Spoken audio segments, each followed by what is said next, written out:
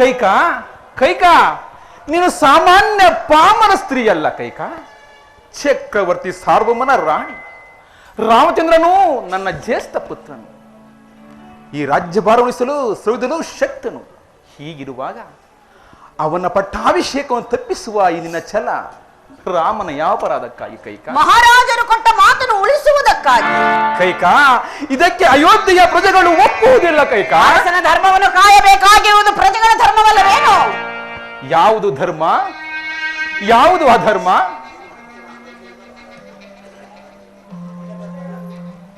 ಹಾಗಾದ್ರೆ ನಿಮಗೆ ಯಾವುದು ಧರ್ಮ, ಅಧರ್ಮ ಯಾವುದು ನೀವೇ ಹೇಳಿ. ಕೈಕಾ, ಜ್ಯೇಷ್ಠ ಪುತ್ರನಿಗೆ ರಾಜ್ಯ ಸಂದರೆ ಅದು ಧರ್ಮ, ಆಹಾ, ಕನಿಷ್ಠ ಪುತ್ರ ಬಂದರೆ ಅದು ಅಧರ್ಮವಲ್ಲವೇ? ಏಕೆ? ಭರತನು ಕೂಡ ನಿಮ್ಮ ಪುತ್ರನಲ್ಲವೇ? ಭರತನೂ ನನ್ನ ಪ್ರಿಯ ಪುತ್ರನೇ, ಆದರೆ ಜ್ಯೇಷ್ಠ ಪುತ್ರನಲ್ಲವಲ್ಲ ಕೈಕಾ. ಜ್ಯೇಷ್ಠ ಪುತ್ರನಾಗಲಿ ಕನಿಷ್ಠ ಪುತ್ರನಾಗಲಿ ಪಟ್ಟ ಕಟ್ಟುವ ಅಧಿಕಾರವು ನಿಮಗಿರುವುದಲ್ಲ ಕೈಕಾ.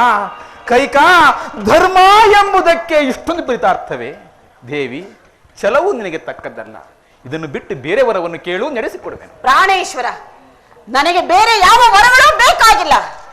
ಈಗ ತಾನು ಏನೆಂದರೆ ಎಂತಹ ಕಷ್ಟಕರವಾದ ಕಾರ್ಯವಾದರೂ ನೆರವೇರಿಸಿಕೊಡುತ್ತೇನೆ ಎಂದು ರಾಮನ ಮೇಲೆ ವಚನವನ್ನು ಕೊಟ್ಟು ಈಗಲೇ ಕೊಟ್ಟ ಮಾತಿಗೆ ತಪ್ಪಿದ ನಿಮ್ಮ ಬಳಿಯಲ್ಲಿ ನಾನು ಬೇರೆ ವರಗಳನ್ನು ಕೇಳಬೇಕೇನು? ಅದೆಂದಿಗೂ ಸಾಧ್ಯವಿಲ್ಲ. ನಾನು ಕೇಳಿದ ಹಾಗೆ ಭರತನಿಗೆ ಪಟ್ಟಾಭಿಷೇಕ ಮಾಡುವಿರೋ ಇಲ್ಲವೋ ಅದನ್ನು ಹೇಳಿಬಿಡಿ. ಹೀಗೆಗೆ ನಾನು ಮಾತು ಕೊಟ್ಟು ಕೆಟ್ಟೆ, ಚಿಂತಿಸಿ ಫಲವಿಲ್ಲ. ಹಾಗಲಿ ಆಗಲಿ ಕೈಕಾ, ಇಷ್ಟದಂತೆ ಮೊದಲನೇ ವರಕ್ಕೆ ನಿನ್ನ ಮಗನಿಗೆ ಪಟ್ಟ ಕಟ್ಟುವೆನು. ಇನ್ನು ಎರಡನೇ ವರ? ಎರಡನೇ ವರಕ್ಕೆ ರಾಮಚಂದ್ರನು ನಾರ್ಮಣಿಯನ್ನುಟ್ಟು ಜಟಾವಲ್ಕಲಧಾರಿಯಾಗಿ ಮುನಿವೃತ್ತಿಯಿಂದ ಪುರ ಪ್ರವೇಶವಿಲ್ಲದೆ ಕೈಕಾ 14 ವರ್ಷಗಳ ಕಾಲ ವನವಾಸಕ್ಕೆ ಹೋಗಬೇಕು. ರಾಮಚಂದ್ರ,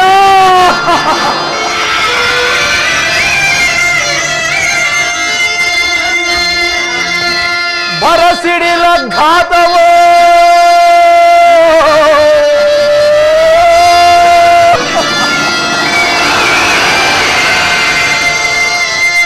ಬರಸಿಡಿಲ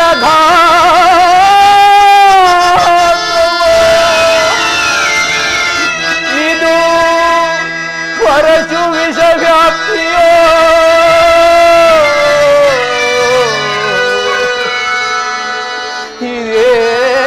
ಇದೇನ ಪೇಳಿದೆ ರಮಣಿ.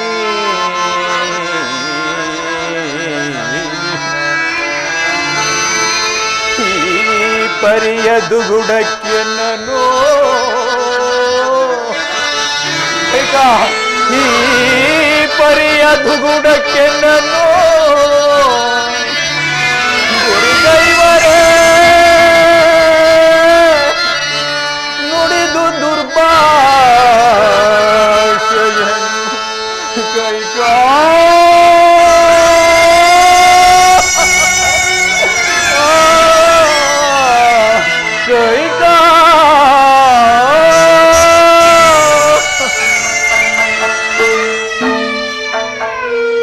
ಅಯ್ಯೋ ಚಂಡಾಲಿನಿ, ಏನಂದಿರಿ? ಚಂಡಾಲಿನಿ ಎಂದೆ. ಅಂದುಕೊಳ್ಳಿ, ಅವನೇನು ಅಪರಾಧ ಮಾಡಿದನೆಂದು ಆ ವಂಶವರ್ಧನನನ್ನು 14 ವರ್ಷಗಳ ಕಾಲ ಅಡವಿಗಟ್ಟಬೇಕು? ಬೇಡ ಕೈಕಾ, ಬೇಡ. ಪ್ರಾಣೇಶ್ವರ, ನೀವೇನೇ ಹೇಳಿದರೂ ಕೂಡ ನಾನು ಕೇಳತಕ್ಕವಳಲ್ಲ. ಒಂದು ವೇಳೆ ನಿಮ್ಮಿಂದ ಅಸಾಧ್ಯವಾದ್ರೆ ಹೇಳಿಬಿಡಿ, ನಾನೇ ಎಲ್ಲಿಯಾದ್ರೂ ಹೋಗಿ ವಿಷಪಾನವನ್ನು ಮಾಡಿ ಪ್ರಾಣ ತ್ಯಾಗ ಮಾಡಿಕೊಳ್ಳಿ. ಅಯ್ಯೋ ಕಠಿಣಾತ್ಮಳೆ, ನನ್ನ ಮುದ್ದು ರಾಮಚಂದ್ರನು ಈ ನಿನ್ನ ಕಠೋರ ಶಾಸನಕ್ಕೆ ಹೇಗೆ ಪಾತ್ರ? ಏತಕ್ಕಿಂತಹ ದುರ್ಬುದ್ಧಿ, ಏತಕ್ಕಿಂತಹ ದುರಾಲೋಚನೆ? ಏನಂದಿರಿ?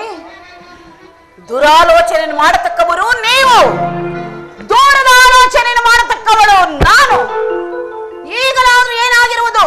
ಕೊಟ್ಟ ಮಾತಿಗೆ ತಪ್ಪಿದೆನೆಂದು ಹೇಳಿ ಸೂರ್ಯವಂಶದ ಅರಸರು ಕೊಟ್ಟ ಮಾತಿಗೆ ತಪ್ಪಿದರೆಂದು ಜಗತ್ತಿಗೆ ಸಾರಿ ಬಿಡುತ್ತೇನೆ. ಅಯ್ಯೋ, ತನ್ನ ಹೆತ್ತ ತಾಯಿಗಿಂತಲೂ ಅತಿಶಯವಾದ ಪ್ರೀತಿ ಮಮತೆಯಿಂದ ನಿನ್ನಲ್ಲಿ ಕಾಣುತ್ತಿರುವ ರಾಮಚಂದ್ರನಿಗೆ ಕೇಡನ್ನು ಬಯಸುತ್ತಿರುವೆಯಲ್ಲ ಕೈಕಾ, ನಿನಗೇನಾದರೂ ಬುದ್ಧಿ ಕೆಟ್ಟಿರುವುದೇ? ಇಲ್ಲ ಪಿಶಾಚವಿಡಿದಿರುವುದೇ? ನನಗೆ ಬುದ್ಧಿಯೂ ಕೆಟ್ಟಿಲ್ಲ, ಪಿಶಾಚ ಹಿಡಿದಿಲ್ಲ. ಕೊಟ್ಟ ಮಾತಿಗೆ ತಪ್ಪುತ್ತಿರುವ ನಿಮ್ಮ ಬುದ್ಧಿ ಶುದ್ಧತೆ ಸರಿಯಾಗಿರುವುದೋ ಇಲ್ಲವೋ ಎಂದು ಆಲೋಚಿಸಿ ನಂತರ ಮಾತನಾಡಿ. ಕೈಕಾ,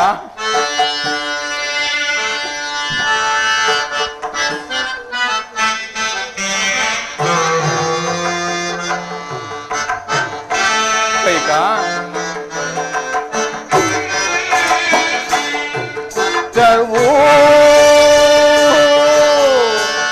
ರಾಮನೊಳು ಬೇಡ ಲಲನೆ ದಯದಿಂದ ನೋಡೆ. ಕೈಕಾ,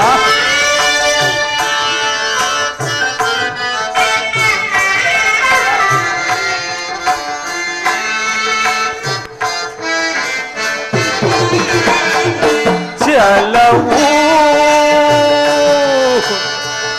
ರಾಮನಲ್ಲಿ ಬೇಡ ಲಲನೆ ದಯದಿಂದ ನೋಡೆ. ಕೈಕಾ,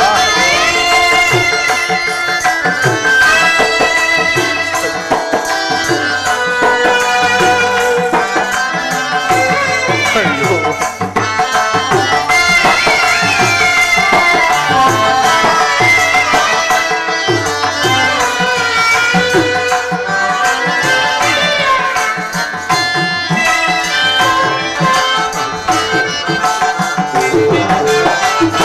ಕೊಡು ನೀ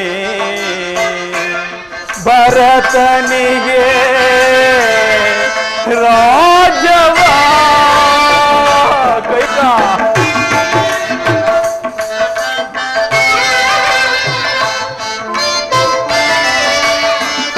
ಕೊಡು ನೀ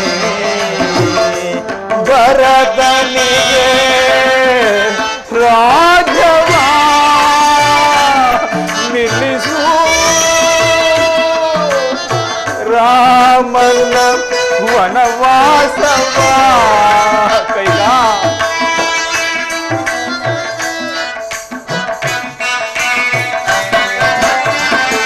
ನಿಲ್ಲಿಸು ರಾಮನ ವನವಾಸವ. ಸತ್ಯಾತ್ಮನೋ ಧರ್ಮಾತ್ಮನೋ.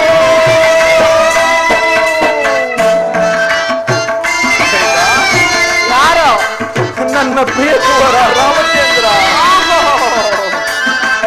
ಸತ್ಯಾತ್ಮನೋ ಧರ್ಮಾತ್ಮನೋ.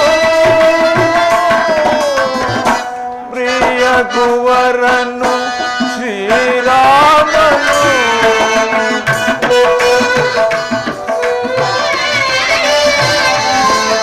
ಪ್ರಿಯ ಕುವರನು ಶ್ರೀರಾಮನು. ಚಲವು ರಾಮನೊಳು ಬೇಡ ಲಲನೆ ದಯದಿಂದ ನೋಡೆ. ಕೈಕಾ,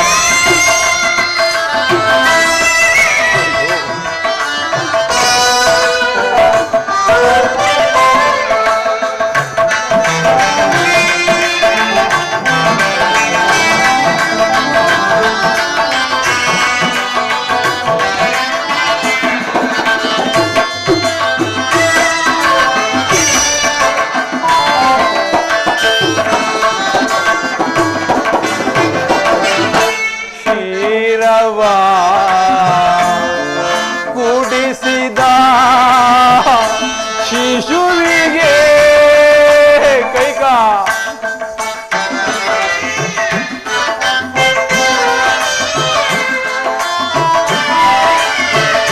ಕ್ಷೀರವ ಕುಡಿಸಿದ ಶಿಶುವಿಗೆ ವಿಷವಾ ತಾನಾಗಿ ನೀ ಕೈಕಾ.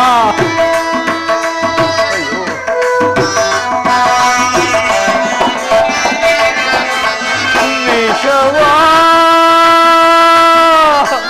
ತಾನಾಗಿ ನೀಡುವರೇ ಕರವ ಮುಗಿವೆ ಶರಣ ಬಿಡಿವೆ ಅಬ್ಬಬ್ಬ ಕರವ ಮುಗಿವೆ ಶರಣ ಬಿಡಿವೆ ಕೊಳುಹಲಾರೇನು ರಾಮನ ಕಾಡಿಗೆ.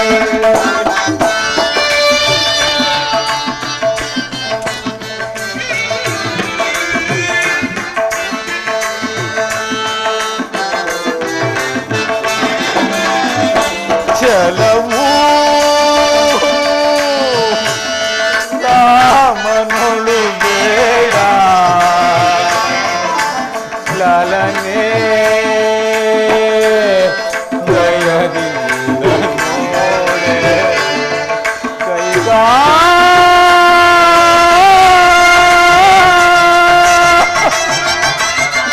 ಕೈಗಾ ಕೈಗಾ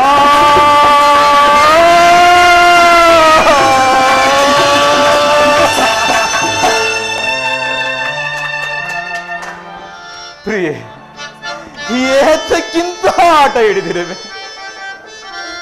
ಸೂರ್ಯನಲ್ಲದೆ ಈ ಜೀವ ಜಗತ್ತು ಬದುಕಿದರೂ ಬದುಕಬಹುದು.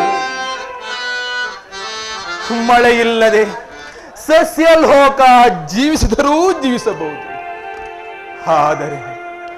ಆದರೆ ರಾಮನನ್ನು ಆಗಲಿ ಈ ದಶರಥನು ಕ್ಷಣ ಕಾಲವೂ ಜೀವಿಸಿರಲಾರ ಕೈಕಾ, ಜೀವಿಸಿರಲ್ಲ.